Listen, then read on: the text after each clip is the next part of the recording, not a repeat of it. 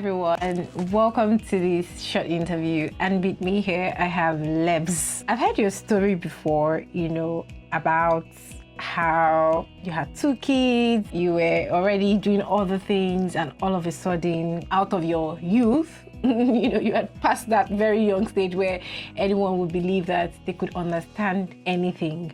But then you decided to go back to uni to become an engineer. Mm-hmm. How dare you, Lebs? How dare you? Now, just can you run us through the story of, at what point, like what age you decided to change career, to switch career? What prompted that whole idea of doing that? And why did you think that you could do it? First, as a woman, second, as a mother, and third, at that age.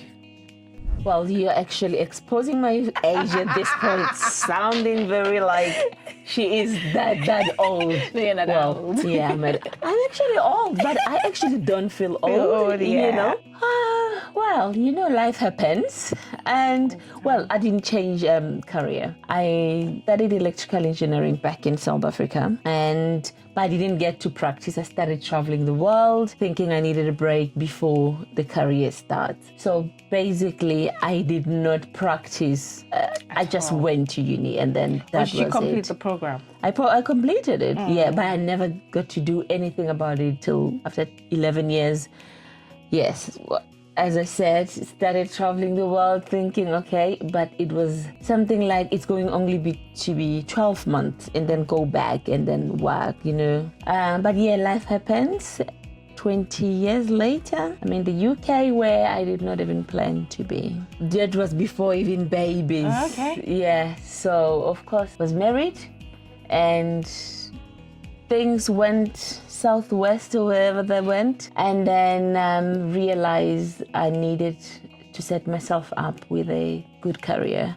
I mean, you in the UK, there are jobs. You can do whatever you want, whatever, And then I was like, no, I need stability. I've got 2 children here. The thing is, I wanted to go back home when marriage broke, but then I had already children at the time. So the advice was like, are you ready to go start with the kids? Okay. If it was just me, I guess I would have been okay. And then I was like, okay, I'm a working mom, single parent. Now I thought I need to go back to university. I went to uni, I told them what I've got, and it was almost like I was rusted. 11 years of not doing anything. And, practical and reality, In short, I decided to start from scratch.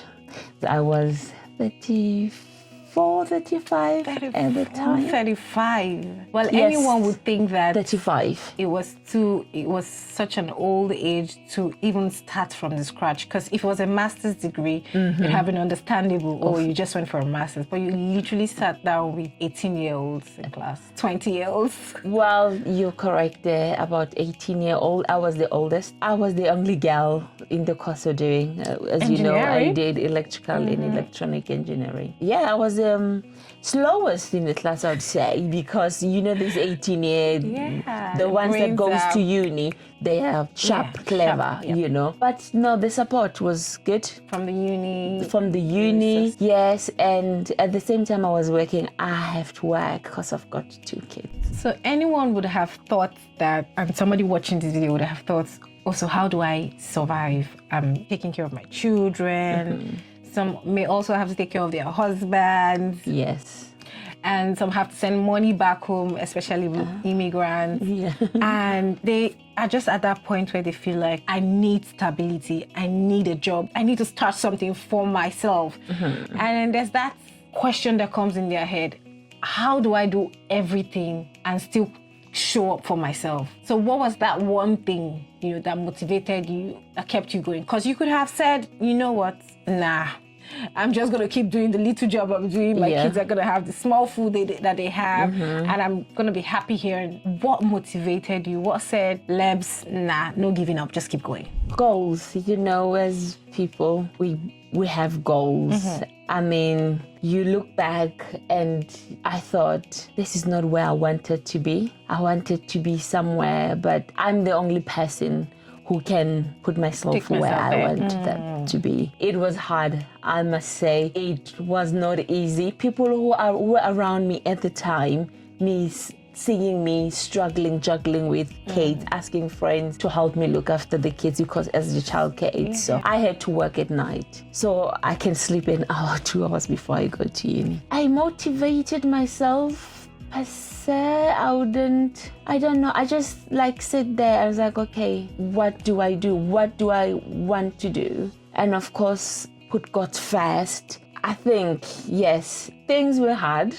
And I thought, man, God, you have your way here. We can plan what we want to do, but at the end, you always have the last word. So I prayed with people that were really close to me at the time for guidance, and I just thought, yeah, I need to do this for myself and for the kids. For yourself. Obviously, from most of the videos that I've made, we've not had any one person that said it was easy, even starting from the beginning. I can imagine. And I understand that it was a roughly, 3 years.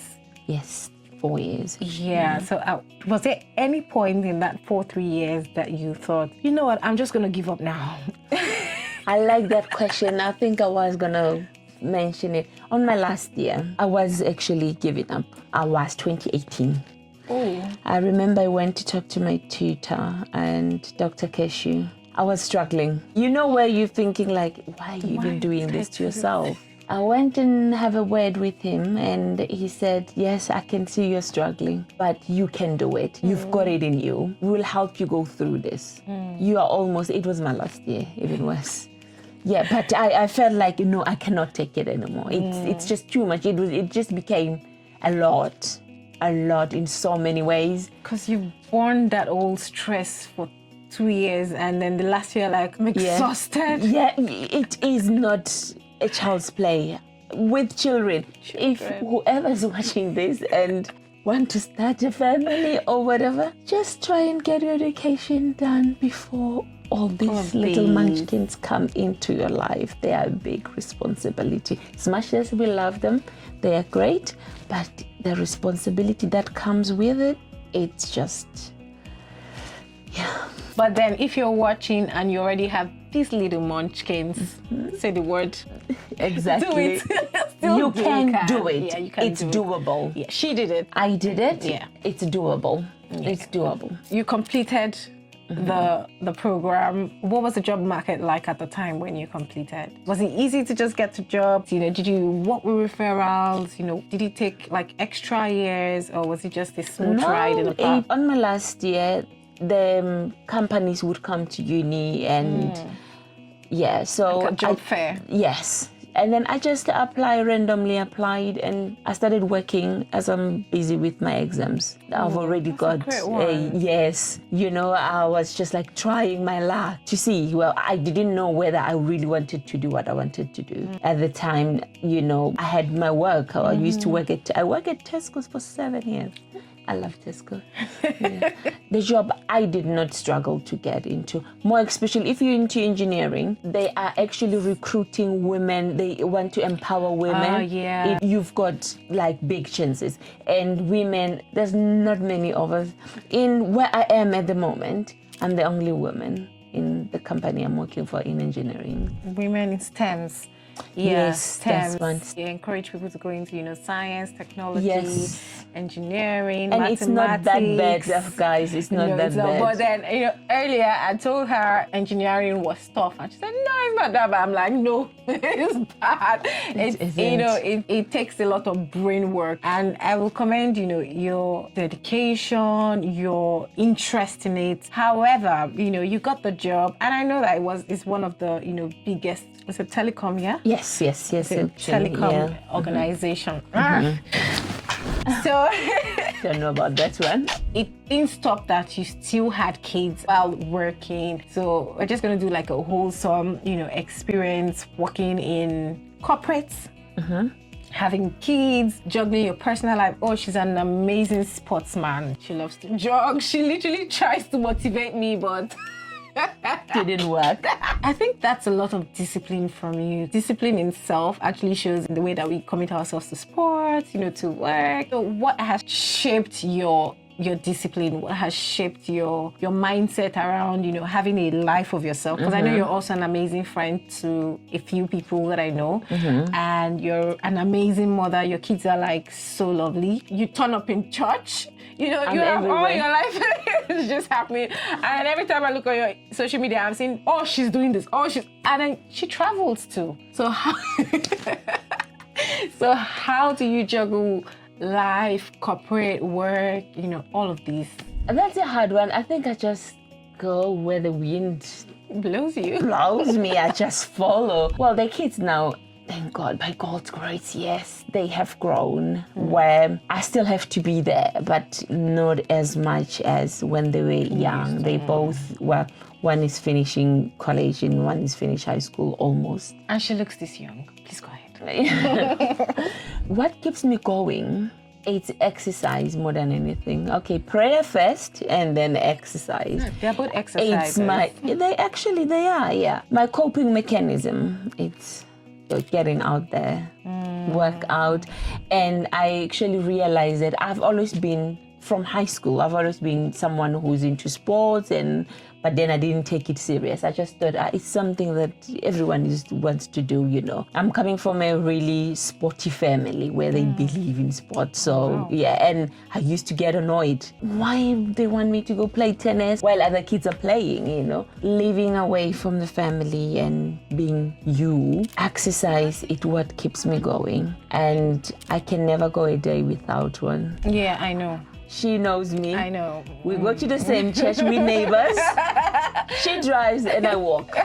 Yeah. Anything. She never accepts a ride. Always on the walk. No. I draw from that response that, you have to find something that keeps you going. If you find one thing that keeps you going out there and showing up, it tends to, affect other parts of your life. That's right. It just sort of shapes the way that you react to every other thing around your life. Yes. For example, my day will never be good if I've not done some form of exercise. Yes. My day will be ruined. I can never go without. And that shape what's going to happen throughout the day. It's something that works for me. It might not work for you. It might, but for me, exercise, it's what works for me. Yeah. So, every morning I have to do something to wake me up. Some people, they woke up by a cup of coffee, but no, for me, it has to be physical activity. So I'm just going to circle back to that question around how do you juggle it. I know that you said you go where the wind blows you, but I feel like you have another response to that. How do you show up for yourself? How do you show up for friends? How do you show up at work? Because some people literally just give up after their 9 to 5 7 days a week, and then in the remaining hours of the days they have to take care of their kids, their families, and then they lose every other social connections because they just feel like, oh no, it's time to rest. No, that's my me time. I know that social connection can do a lot for us as humans, as immigrants in a new country. And I know you have literally, I've seen you, adapt very easily, still owning yourself, your identity and everything, but you've really sort of adapted as an immigrant that came into, the UK over 20 years ago. How did you settle into work, settle into people, settle into friendships and all of that? That's not an easy thing to do because I'm this person who read the room. When you don't know me, you would think I do not like people. Yes, apparently. Was it on your face or something? I think there's something about that. Yeah, I got that a lot. Like, we thought, and you actually a nice, You're a nice person, Yeah, I did manage to settle in very well. I just follow what needed to be done and I don't overthink. Sometimes there's one thing that we do as people because we immigrant. We just thinking, if you are that person, just forget about it. Just don't ever think, oh no, they might not like me because of the color of my skin, things like that. I meet a lot of people. Just be you. Yeah, just flow. Just flow. I mean, interacting with friends, well, my circle of friends, I mix a lot with people, church, you know, when I've got a moment. I know it's so hard being in this country. All we do is work and we are tired going back home. But I always make time for people because it's that important. You cannot live this life by yourself. Sure. I mean, I know we live just close to each other, but we hardly see each other. Hardly see each other. You know, but work life, and it's this and that. Yeah, it is doable, but yeah, it's just giving yourself time. Yeah, you need to meet up with people. How I do it, I don't know, Lola, but somehow I do. And yes, I love traveling, so it's.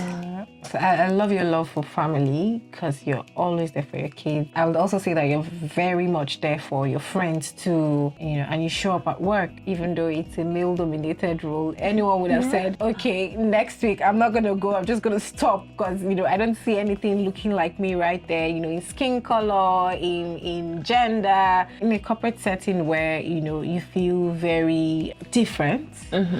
How have you been able to navigate walking through that kind of setting? Because you ask yourself so many questions. Am I fitting in this place? Am I worth to be in this place? That's imposter syndrome.